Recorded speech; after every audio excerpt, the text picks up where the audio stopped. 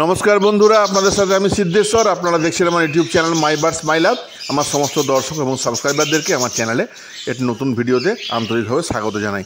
বন্ধুরা, মাঝে প্রায় 7-8 দিন আমি কোনো ভিডিও আপলোড করতে পারিনি, একটু ব্যক্তিগত কারণে বিভিন্ন সমস্যার মধ্যে ছিলাম।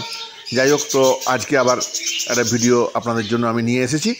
আজকে আমার বদ্রির কলোনিতে আমি বেশ কিছু কাজকর্ম করেছি, সেগুলো আজকে আমি আপনাদের সঙ্গে শেয়ার করব। চলুন তাহলে আর সময় নষ্ট না করে ভিডিওটি শুরু করে ফেলি।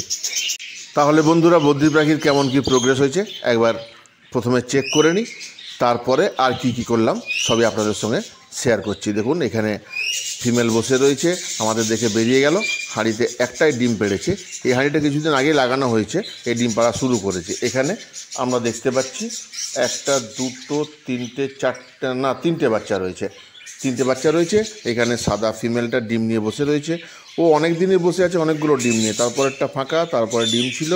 এখানে রয়েছে দুটো বাচ্চা, দুটোই একটু বড় হয়ে গেছে, আর 2-1 দিনের মধ্যে হয়তো ওরা বেরাবে, কেননা ওদের শরীরে পালকে সম্পূর্ণ ঢেকে গেছে।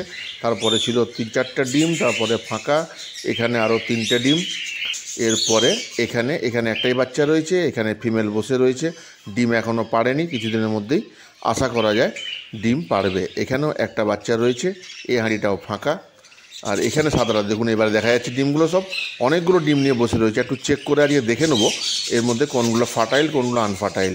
আনফার্টাইল ডিমগুলো বাদ দিয়ে দিলে বাকিগুলোতে অ্যাটেনশনও বেশি দিতে পারবে, তাহলে বাচ্চা তাড়াতাড়ি হবে আশা করা যায়। এখানে রয়েছে 6টা ডিম, 6টা ডিম মানে অনেকগুলোই। এইখানেও রয়েছে 1, 2, 3, 4, 5, 6, 6টা ডিম। এখানে বাচ্চা তো 5টা ছিল, কিন্তু 3টা বাচ্চা এক্সপায়ার করে গেছে। তাহলে এই হাঁড়িটাও আজকে পরিষ্কার করে দিতে হবে। কিন্তু আনফার্টাইল ডিম চেক করা আর ওই যে বাচ্চাগুলো এক্সপায়ার করে গেছে ওদের সরানোর আগে পাখির কলোনিটা, বদ্রির কলোনি একবার পরিষ্কার করা দরকার। খুবই নোংরা হয়ে গেছে। তাই প্রথমে খাবারের থালাটাকে আমি সরিয়ে রেখে দিলাম, জলের বাটিটাকেও সরিয়ে দিই, কারণ প্রচুর ধুলো উঠবে। তাহলে এই দুটোকে সরিয়ে একবার কলোনিটা পরিষ্কার করে নিই। পাখির খাবারের খোসা তো প্রচুর উড়ে, খাবারটা নিচে দেওয়া থাকে, তাই প্রতিদিনই নোংরা হয়। তো ঝাড় দেওয়া হয়। গত 2 দিন ঝাড় দেওয়া হয়নি, কারণ বাপন শরীর খারাপের জন্য আসেনি, তাই একটু নোংরা বেশি হয়ে গেছে। তো আপাতত আমি মোটামুটি একটা ঝাড় দিয়ে দিই। ঝুলও হয়ে গেছে, এখানে অল্প ঝেড়ে দিলাম। এটা পাখির খাবারের খোসা এবং পটে যা সমস্ত পড়ে সেগুলোকে পুরো একটা সাইড করে রেখে দিই। পরে বাপন এসে এটা বাইরে ফেলে দেবে। এটা পরিষ্কার করার পর প্রথমে যে হাঁড়িতে বাচ্চাগুলো এক্সপায়ার করে গেছে সেই হাঁড়িটা পরিষ্কার করে নেবো, আর তারপর আনফার্টাইল ডিমগুলো চেক করে আনফার্টাইল ডিমগুলো ফেলে দেবো। তার আগে কলোনিটা মোটামুটি 4 দিকটাই ঝাঁট দিয়ে পরিষ্কার করে নিলাম। এবারে তাহলে কাজগুলো শুরু করি। এবারে এই হাঁড়িটিকে প্রথমে পরিষ্কার করে নেবো। হাঁড়িটাও বাইরেও বেশ নোংরা হয়েছে, ভিতরেও অল্প নোংরা আছে। আর বাচ্চা 3টা এক্সপায়ার করে গেছে, তো এক্ষুনি সরাতে হবে, নাহলে বাকিদের ইনফেকশন হয়ে যেতে পারে। তো হাঁড়িটাও পরে চেঞ্জ করে দেবো। আপাতত আরও কতগুলো কাজ আছে বলে এক্ষুনি হাঁড়িটা চেঞ্জ করতে পারছি না, তাই হাঁড়িটাকে নামিয়ে প্রথমে ওই বডিগুলো সরিয়ে দিই, তাহলে বাকিরা ঠিকঠাক পরিবেশটা কিছুটা পাবে। তারপর তো হাঁড়ি চেঞ্জ করতেই হবে। তবে ময়লাটা যেহেতু শুকনো আছে, এক্ষুনি তাই চেঞ্জ না করলেও চলে বলেই সিদ্ধান্ত নিলাম যে আগে ময়লাটা অল্প পরিষ্কার করি, আর এই যেগুলো এক্সপায়ার করে গেছে ওদের বডিটা সরিয়ে দিলেই পরিবেশটা কিছুটা ঠিকঠাক হয়ে যাবে। তারপরেই আবার হাঁড়িটা চেঞ্জ করতে হবে। আর আজকে আনফার্টাইল ডিমগুলো একবার চেক করে নেবো, কেননা আজ হাতে কিছুটা সময় আছে। আর ওটা বহুদিন ধরেই ওই হোয়াইট ফিমেলটা বসে আছে ওই অনেকগুলো ডিম নিয়ে। তো আশা করা যায় সবগুলো আনফার্টাইল না হলেও কিছু কিছু আনফার্টাইল বেরাবে। তাই ওটা চেক করে যেগুলো ফার্টাইল সেগুলোকে রেখে বাকিটা আবার ওকে বসতে দেবো ডিমে, যাতে বাচ্চা ওখান থেকে হয়। আর বাকি ডিমগুলোর পিছনে ওর এনার্জি লস না হয়। ময়লা যতটুকু মোটামুটি অল্প পরিষ্কার করা যায় করে দিলাম। এবার ঢাকাটাও লাগিয়ে দিয়েছি। ওদের হাঁড়িটা যেখানে ছিল আবার ঠিক সেখানে রেখে দিতে হবে, যাতে ওদের পেরেন্টসরা ওদের ঠিকমতো খাওয়াতে পারে। তো হাঁড়িটা এই জায়গাতেই ছিল, তাই মোটামুটি ভিতরটা পরিষ্কার করার পর এখানেই আবার রেখে দিলাম। এরপরে ওই হাঁড়িটা চেক করে আনফার্টাইল ডিমগুলো বের করে দেবো। এরপরে আনফার্টাইল ডিমগুলো একবার চেক করে নেবো। একটা খবরের কাগজকে চারদিকে কোনায় স্ট্যাপলার দিয়ে একটা ছোট্ট ট্রের মতো বানিয়ে নিয়েছি, যাতে ডিমগুলোর মধ্যে ঢেলে রেখে আমি একবার ভালো করে একটা একটা করে চেক করে নিতে পারি।